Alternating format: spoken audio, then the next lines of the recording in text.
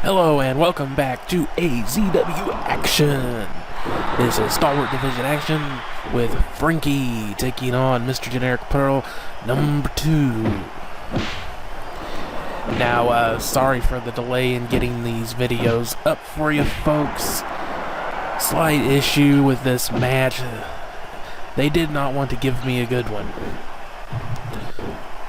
Talking strictly on the back end side of things, I had to redo this match 6 damn times just to get a match I felt was good enough to put up. So I spent about 6 or 7 hours yesterday messing around with trying to find a better version of the codes that I've been using to get better matches more consistently, and I think I've sorted out most of the issues that I was having. But unfortunately, some combinations of wrestlers still just want to be troublemakers. Oh, and there's a cheeky little level there with Mr. Genric Puro number 2 hitting a moonsault and then faking out with a through the ropes, flip over thing thing there, taunt. So we're back into E-Fed world now, and there is a drop kick sending Frankie onto the apron, and another drop kick low this time, but knocking him down off the apron. Little early on that drop kick through the ropes, nothing but air there. So if you have not seen any of the previous matches with Frankie taking on the Mr. Genric Puro group, the Mr. Genric Puro group are 4 wrestlers who have kind of taken on a satirical good way to put it, a satirical look at the way a particular company tends to use Japanese wrestlers here in America.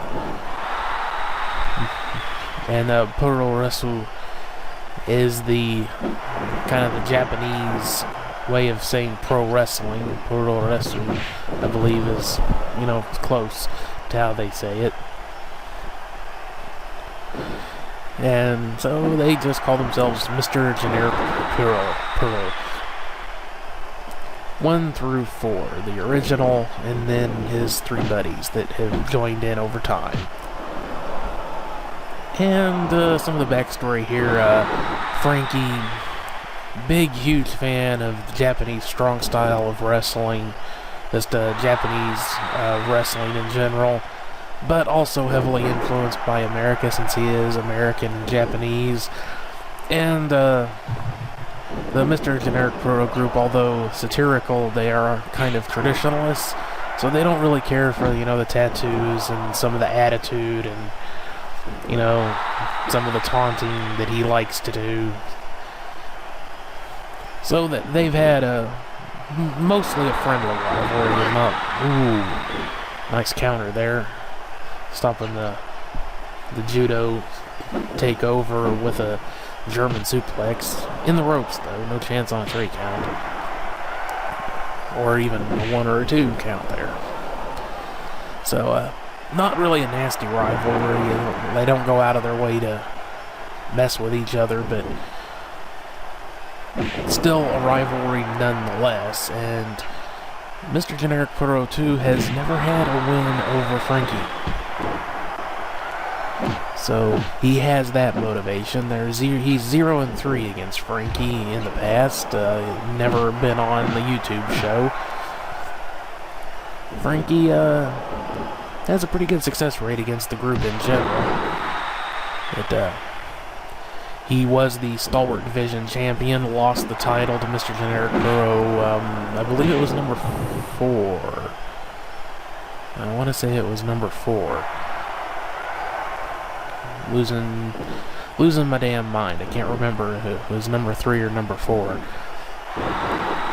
No, they don't all look alike. Don't even. I know you were thinking it. Oh, Eric, I'm going to take over.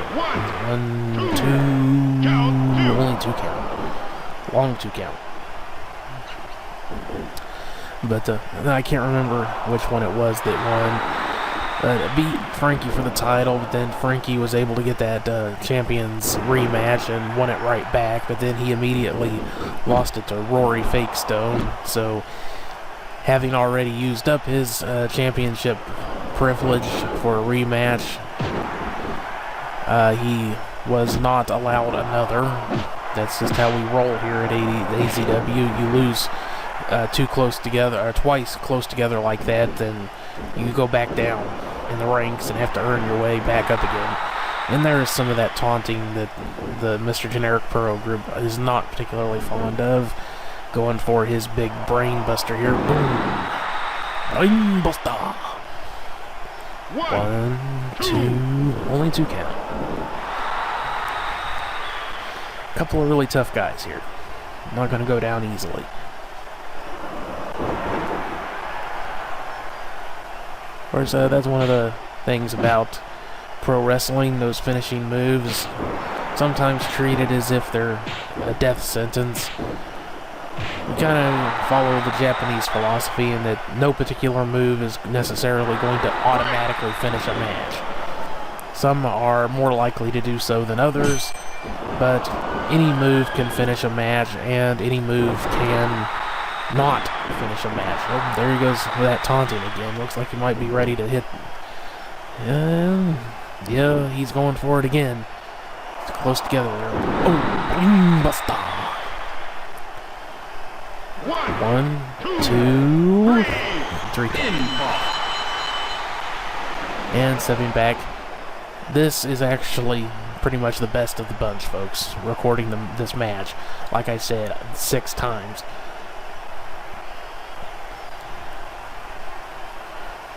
So, yeah, like I said, I've been working on the codes to try and sort that out. Got most of it sorted out. The only thing that's left is, well, I was just talking about the finishers. I don't mind talking about the back-end stuff a little bit. A lot of it is just codes to mess around with their starting health and things, but the big one for me right now is trying to sort out a code that prevents them from getting specials unless certain conditions, like the health is low enough. And the code I've got works to a degree, but I would like it to be a little bit more customizable. So, you know, like I was just saying about the finishers, I don't mind them using a finisher a couple of times to finish a match. That happens in pro wrestling, but sometimes they can end up having to hit it 3 or 4 times through a match, especially with a lot of health on the characters, on the wrestlers. So, it's just working out different combinations of codes in order to give the absolute best, most interesting, most entertaining, most true to life pro wrestling matches I possibly can with this program the game I'm using. And like I said, I think I've got everything sorted out. It's just trying to figure out the right way to apply that one code for the specials so that more often than not they will finish a match, But until then, we'll stick to as I was saying, the Japanese way of doing things, which is really that a finisher is just a move that they like to use. In Japan, finishers tend to be more like signature moves rather than an absolute match ender. Sometimes, it just depends on the wrestler. But, once I get that all sorted out, I think the quality of the matches will be a lot more consistent and better overall. So that's the 2 matches that were supposed to go up yesterday until I went on my little code hunt. Coming up next today, we also have Makabe taking on the Humanity, and Richard Hertz taking on Buster Shari. Tomorrow, we're going to be having Shibata taking on George Jones, and Lance Storm taking on Jerry Lynn. A couple of our underappreciated indie guys. Well, you know, Lance Storm had some success in the, you know, the big leagues with the bunny ears there. But he still, I think, only was really ever truly appreciated in the indies. Properly appreciated. So I've kind of got some indie heroes that I'm going to be bringing in, and of course Jerry Lynn was a suggestion from one of our viewers. Thanks for the suggestion. I'm happy to throw in a few of those here and there. I don't want the roster to get like 100 guys that, you know, you'd end up never seeing half of them. But, you know, Lance Storm, Jerry Lynn. I also decided I'd put in Chris Candido, R.I.P.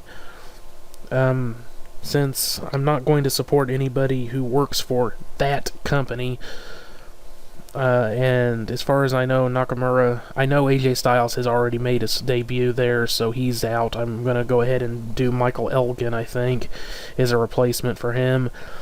And Nakamura's gone. And any possibility of anyone else that was in NJPW who's making a jump over to that company is out of the question too. So on the next matches, I'll go ahead and, since I've been running my yap here, I'll leave you with that, and I'll go ahead and get into other stuff after the next couple of matches. So, as always, go ahead and give that like button a big, huge body slam for me.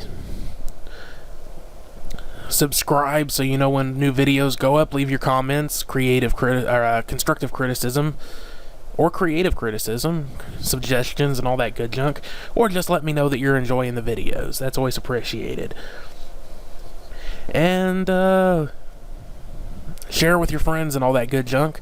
I'll see you on the next one. Bye-bye.